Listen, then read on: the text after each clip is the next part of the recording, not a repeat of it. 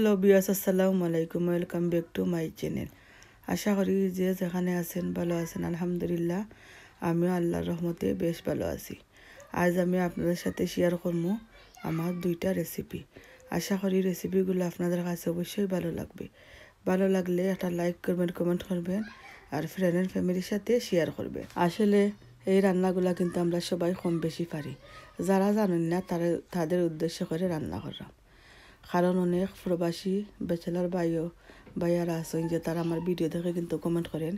তারা বলেন যে তাদের সুবিধার জন্য একটা একটা করে রেসিপি দিতাম, কিন্তু আজ আমি একসাথে দুইটা দিলাম। এখানে দেখতে পাররা আমি বড় সাইজের 4টা চিংড়ি মাছ নিছি।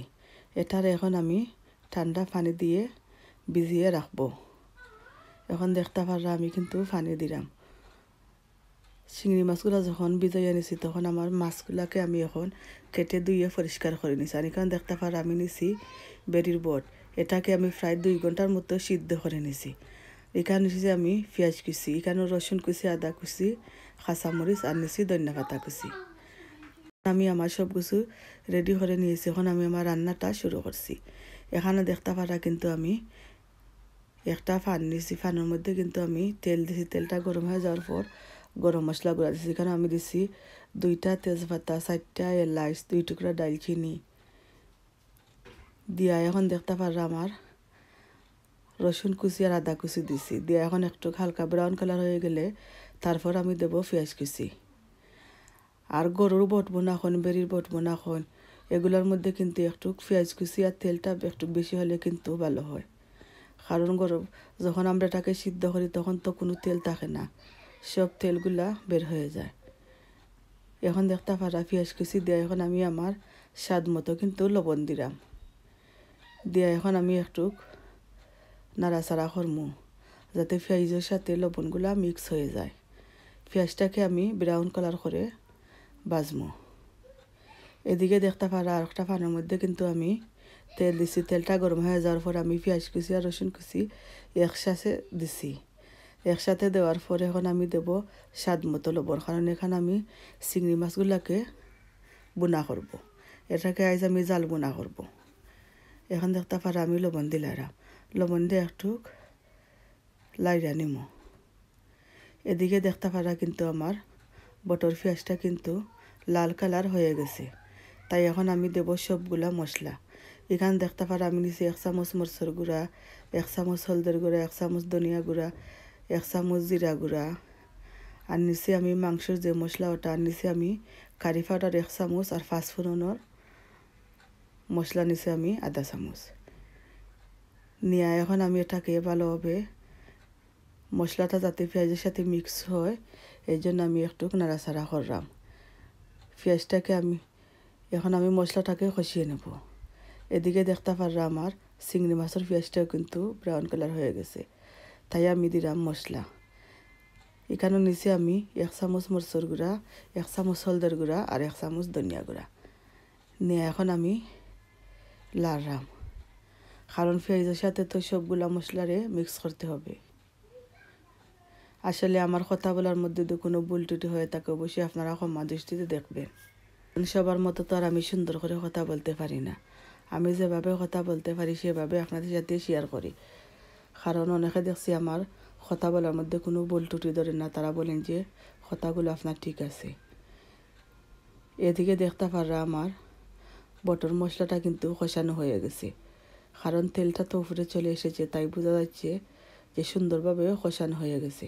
এটাকে আমি প্রায় অনেক সময় ধরে কষিয়ে নিয়েছি মশলা। এখন দেখতে পাররা আমি বেরির বটগুলা দিছি। কারণ মশলা আমরা যত কষাইমু তরকারির স্বাদটা কিন্তু তত বেশি লাগে। এখন দেখতে পারা এটাকে আমি এখন সবগুলা মশলারে আমি বেরির বটের সাথে মিক্স করে নিলাম। আসলে আমরা সবাইও কিন্তু কম বেশি রান্না করতে পারি। অনেকে হয়তো মনে করতে পারেন যে এগুলো কী রান্না, এটা তো আমরা পারি, কিন্তু অনেকে পারেন না। যারা পারেন না তাদের উদ্দেশ্য করে আমাদের এই রান্নাগুলা। কারণ আমরা কিন্তু অনেক কষ্ট করে ভিডিও করি। আর এখন কিন্তু দেখতে পাচ্ছি যে মাঝে মাঝে আমি দেখি যে আমার অনেক ভাইয়া নকল আছেন, তারা আমার সুন্দর সুন্দর করে কমেন্ট করেন। কিন্তু এরা বেচেলর, এরা বলেন যে আপনার রেসিপিগুলো দেখে আমরা কিন্তু অনেক কিছু খাবার রান্না করতে পারি। তাই আপনি একটা একটা করে দেওয়ার চেষ্টা করবেন। আমি তাই অনেক সময় দেখা যায় তাদের উদ্দেশ্য করে আমি একটা একটা করে রেসিপি শেয়ার করি। এদিকে দেখতে পারা কিন্তু আমার চিংড়ি মাছের মশলার মধ্যে কিন্তু আমি একটু পানি দিয়েছিলাম, দিয়ে এটাকে 15 থেকে 20 মিনিট কষাইয়া নিছি। কারণ চিংড়ি মাছের মশলাটারে কিন্তু বেশ কিছুক্ষণ কষাইলে কিন্তু এটা খেতে অনেক ভালো লাগে। শুধু মশলা দিয়ে আপনি পেট ভরে ভাত খেতে পারবেন। এখন দেখতে পাররা আমি এই চিংড়ি মাছগুলা কিন্তু দিছি, দিয়া এখন সব মশলাগুলা কিন্তু আমি চিংড়ি মাছের সাথে মিক্স করে নিব। এখন আমি দেখতে পারা কয়েকটা কাঁচামরিচ রে মাঝখানে দিয়ে কেটে নিয়েছি, তাই এগুলো এখন আমি দিচ্ছি।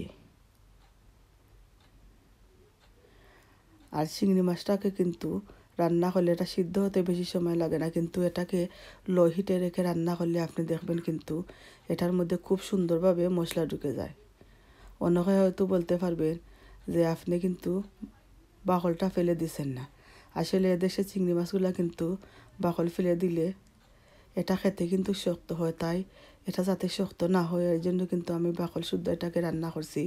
এটাকে আমি মাঝখানে দিয়ে ফেলে দিয়েছি, কারণ অনেক খাসরা থাকে, তাই এটাকে আমি মাঝখানে দিয়ে কেটে ভালোভাবে ভিতরটাকে পরিষ্কার করে নিয়েছি ধুয়ে।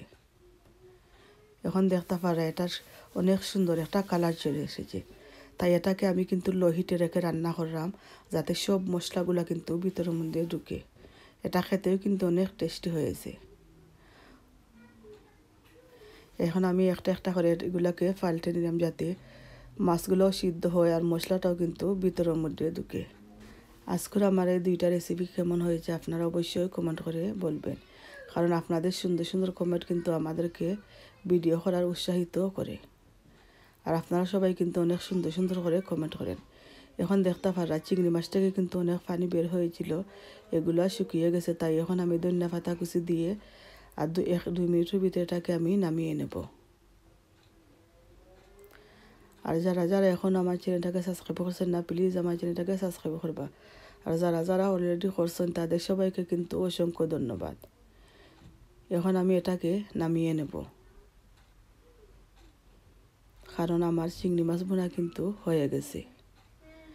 আপনারাও এইভাবে বাসার মধ্যে কিন্তু ট্রাই করবেন। এদিকে দেখতে পারা কিন্তু আমার বেরি বুট ভুনাটা হয়ে গেছে, তাই এখন আমি দিলাম অল্প কিছু ধনিয়া পাতা কুচি দিয়ে এটাকে আমি নামিয়ে নেব। আজকের এই দুইটা রেসিপি তো আপনাদের কাছে ভালো লাগে অবশ্যই লাইক করবেন, কমেন্ট করবেন, ফ্রেন্ড অ্যান্ড ফ্যামিলির সাথে শেয়ার করবেন। সবাই ভালো থাকুন, সুস্থ থাকুন, সবার জন্য অনেক অনেক দোয়া রইল। আমার জন্য সবাই দোয়া করবেন। আজকের মতো এখানে বিদায় নিচ্ছি। আল্লাহ হাফিজ, আসসালামু আলাইকুম।